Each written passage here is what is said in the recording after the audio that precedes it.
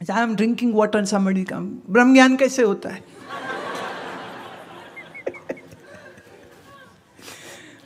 भैया पानी पी लेने दो। वृत्ति शांत बनाओ, calm your mind. How you are eligible of Vedanta? Calm your mind. Make it silent. Lots of mantra jap, lots of pranayam, create that silence in your mind. If you have that silence in the mind, then only what I am speaking will be absorbed and understood by your intellect. Otherwise, you will lose whatever I am talking, you will lose whatever I am speaking, and you will still wonder, how come I can't understand it? How come I still don't know who I am? How come I still see myself as a body? How come I can't come out of this identification with the body which I have? And with the mind, it's much more difficult. Body is very gross, solid. Mind is very subtle. But the association with the mind is more difficult to break, and with the intellect far more greater. The challenge is your intellect is understanding and you are not intellect. So that inference has to be understood. Very difficult. Very challenged. So what's your job? Your job has to be make your mind silent. Sit at some place, watch your breath coming in and out. No need to making deeper or longer, just the natural breath which is going in. Just watch the breath. Watch your own fingers. Watch your own hand. Feel your whole body. Be in the moment. Be in the moment so totally that your mind forgets its flights. Thinking about past or hypothetically worrying about the future, which is so uncertain. What you have is a present moment.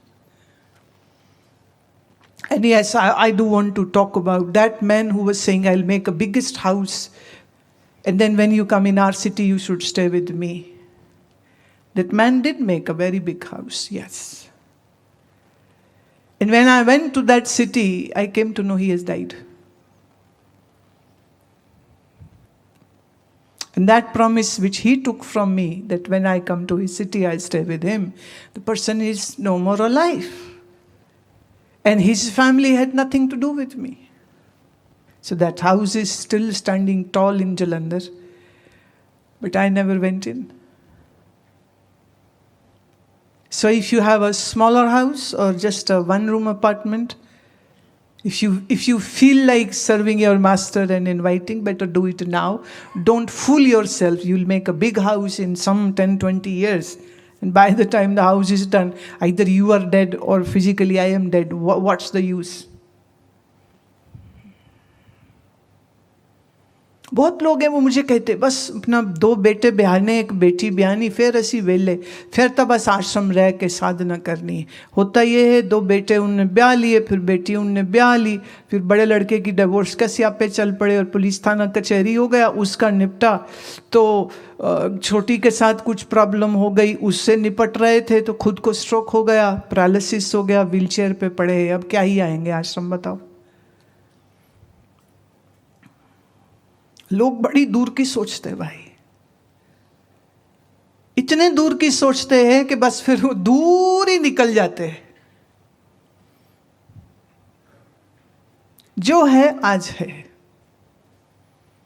इसे अच्छा बनाओ, इसे सुंदर बनाओ, इसे प्यार से भरो, इसे मोहब्बत से भरो, इसको ईश्वर आराधना से भरो, इसे सत्संग से भरो, इसे ध्यान से भरो। इस वर्तमान को सुंदर बनाओ, मन को खाली बनाओ।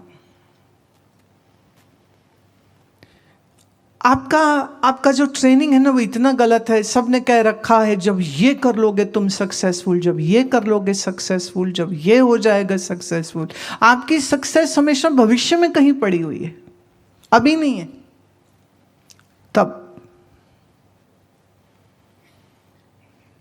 तब किसने देखा भाई?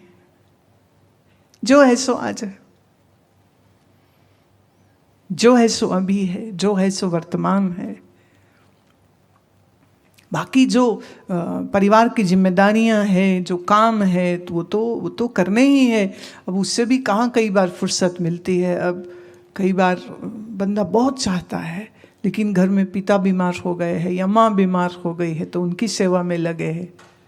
अब ऐसे में वो मुझे कहेंगे कि हम आना चाहते, तो मैं ही मना कर दूंगी कि नहीं, पिता को देखो, माँ को देखो, उनको देखिए। वो स्वस्थ होते तो बात और थी, अब वो स्वस्थ नहीं है तो आपकी पहली जिम्मेदारी उनकी तरफ है। अब जो सन्यासी हो गए वो इस गेम से बाहर हो गया है, वो सब कर्तव्यों से मुक्त हो गया, उसकी बात और है। पर जो घर में है उसके ऊपर परिवार की भी जिम्मेदारी है। तो इसलिए जब सब कुछ ठीक हो ना, तब अपना बेस्ट टाइम इसमें दीजिए।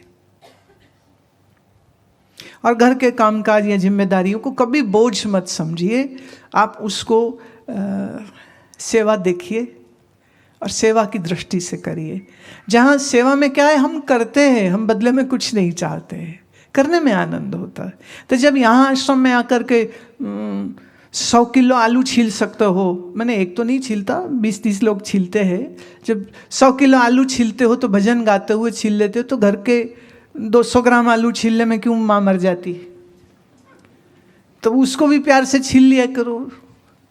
जब यहाँ मतलब 2500 स्क्वायर फीट के एरिया में जब पोछा लगाते हो अन्नपूर्णा में, भोजनालय में, तब तो हाँ ये सेवा कर रहे, सेवा दे दो, सेवा दे दो। घर तेरा 500 स्क्वायर फीट में भी नहीं है, वहाँ झाड़ू पोछा करने में मौत आ जाती। वहाँ कहते नौकरानी आए तो कर दे, हम कहाँ से करें। अपने ही घर तुमको काम करना बुरा लग रहा होता है, यहाँ करके सेवा दे दो, सेवा दे दो। तो घर अपना मत समझो।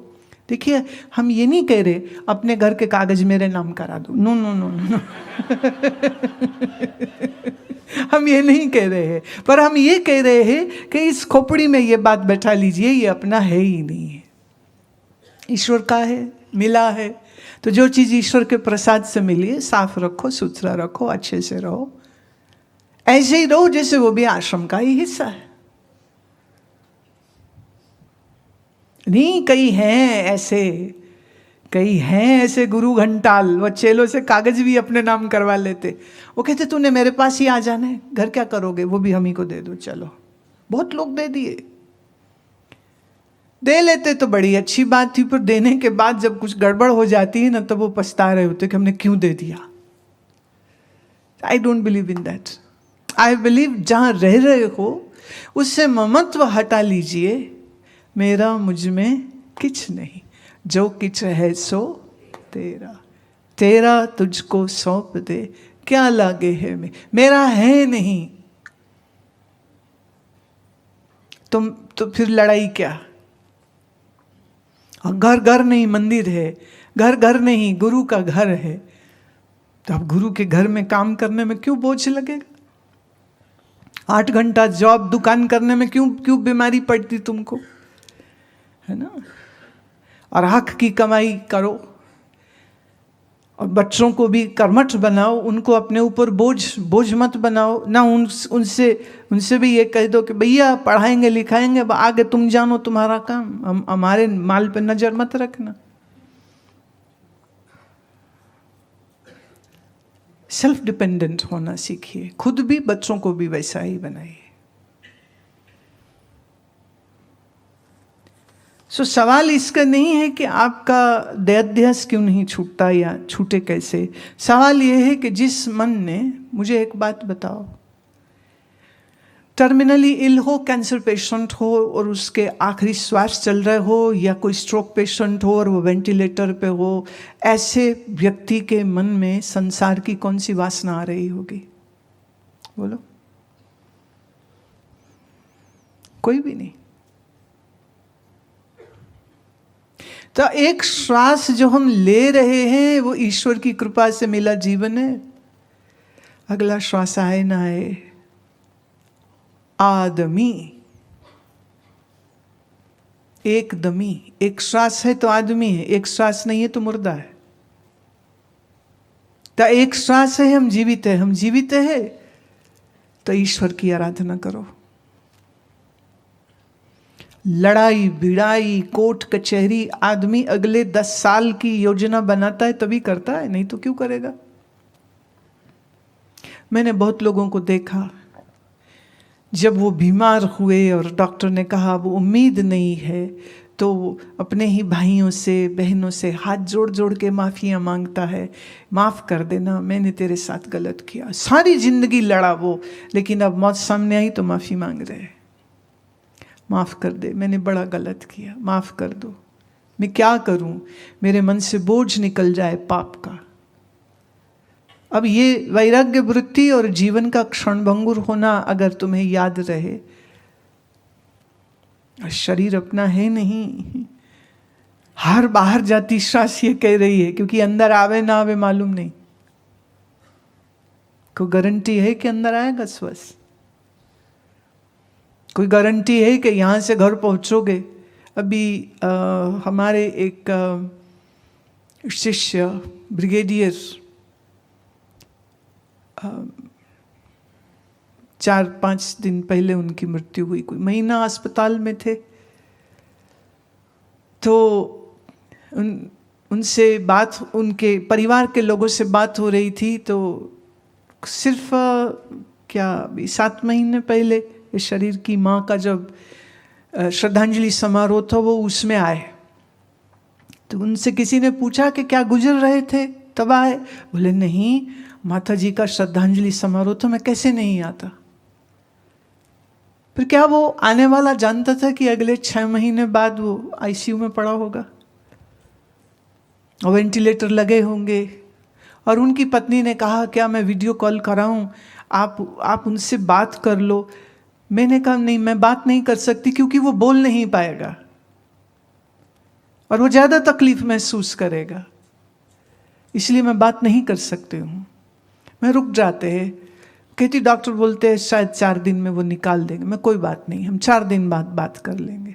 4 दिन बाद बस इतना फ़र्क हुआ, ये यहाँ थ्रोट में प्रोसीजर करके यहीं पाइप डाल दिया और फिर बहुत सारी दवाइयों की सेडेशन, बेहोशी में ही रहे वो, और उसी बेहोशी में शरीर चला गया। राइट? क्या करेंगे?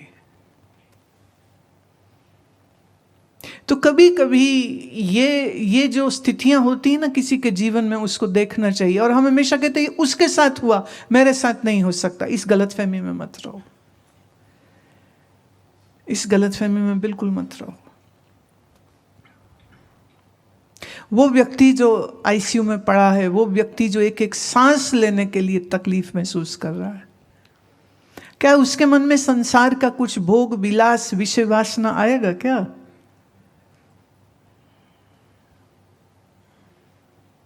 So if we see the reality of this world, that this body won't be alive all the time, and the life won't be with us all the time, and the life can just expire any time, then this means every moment you have to be very wakeful, very vigilant, very attentive, so that you don't waste your time in sheer ignorance and sheer laziness, and postponing your sadhana for future. This idea of the imminent death which may occur anytime, this should be always remembered. Day in, day out. So this will create dispassion will create the fire, and then this fire will make you a true aspirant, a true seeker, a true practitioner. Because we forget all this, that's why mind gets lazy, that's why mind says, okay, we will do tomorrow, that tomorrow never comes. I'll do it tomorrow, do it next week, do it next month, I'll do sadhana next year. That never comes. So if you are unable to do in the present moment, then forget about, you will do it another moment. So this is the only thing what you have, this present moment. इस वर्तमान के क्षण को भरपूर तरीके से प्रेम, श्रद्धा और वैराग्य से भर के अगर आप इस तरह चलेंगे तो जीवन बहुत अच्छे से बीतेगा, साधना बहुत अच्छे से बीतेगी। और एक बात कह दूं, एक दफे आत्मबोध हो गया, उसके बाद घंटों बैठने की जरूरत नहीं, क्योंकि एक दफे ज्ञान हो जाने के बाद फिर अज्ञान नहीं होता है। आत्मबोध हो गया, उसके बाद राजा जनक राज्य करते रहे, रामचंद्र जी राज्य करते रहे, रावण को मारना, पत्नी को वापिस लाना, ये सब कर्म किए। आत्मबोध हो गया, उसके बाद अपने अपने कर्मों को सब करते रहे। गुरु वशिष्ठ पढ़ाते रहे, ऋषि पराशर पढ़ाते रहे, ऋषि अत्रि गुरुकुल चलाते रहे, शिक्षा देते रहे, क्योंकि वो शिक्षक थे।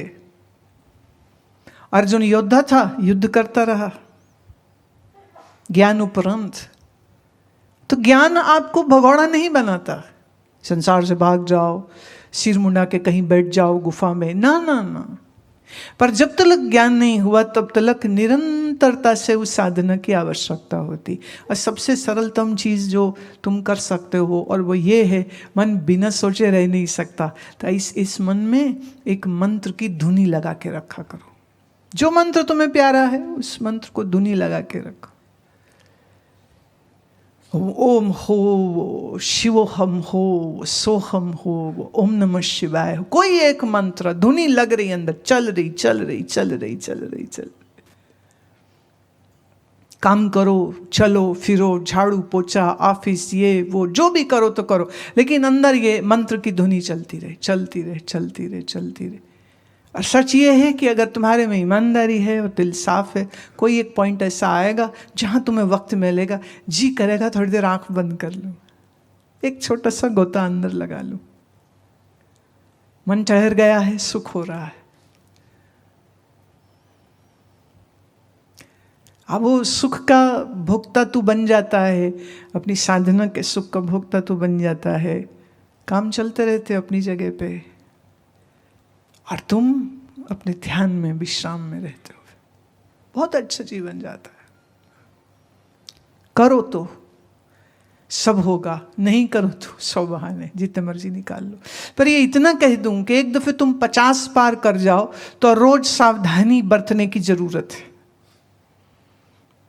क्योंकि 25 से लेके अगले 50 साल की उम्र तक क्या है, हम गलत खा पी रहे हैं, हम टेंशन में रहते हैं, हम स्ट्रेस में रहते हैं, चीनी मैदा तला खाते रहते हैं, आसन करते नहीं हैं, ठीक से सोते नहीं हैं, चिंता करते रहते हैं, गुस्सा खाते रहते हैं।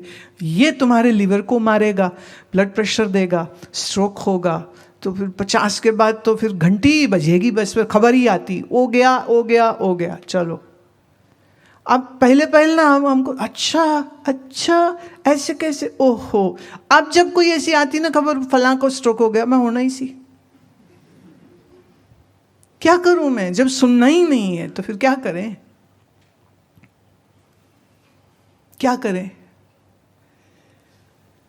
आपका जीवन की जिम्मेदारी आपके हाथ में है, भोगी नहीं योगी बनो, बार बार कहती हूं। कम खाओ, सप्ताह में कम से कम 1 दिन उपवास में रहो, चीनी कम खाओ, तला कम खाओ, आसन ज्यादा करो, प्राणायाम उससे ज्यादा करो।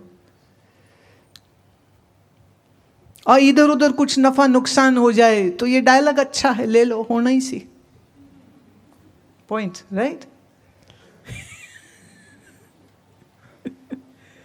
अभी कोई बूढ़े के मरने की खबर आएगी तो तुम कह सकते हो नहीं सी, पर अगर कोई जवान की खबर आ गई तब मुश्किल हो जाएगा। तब तुम कहोगे ऐसे कैसे, क्यों, हाय बेचारा क्यों मर गया? ना, जो जन्मा है वो मरेगा।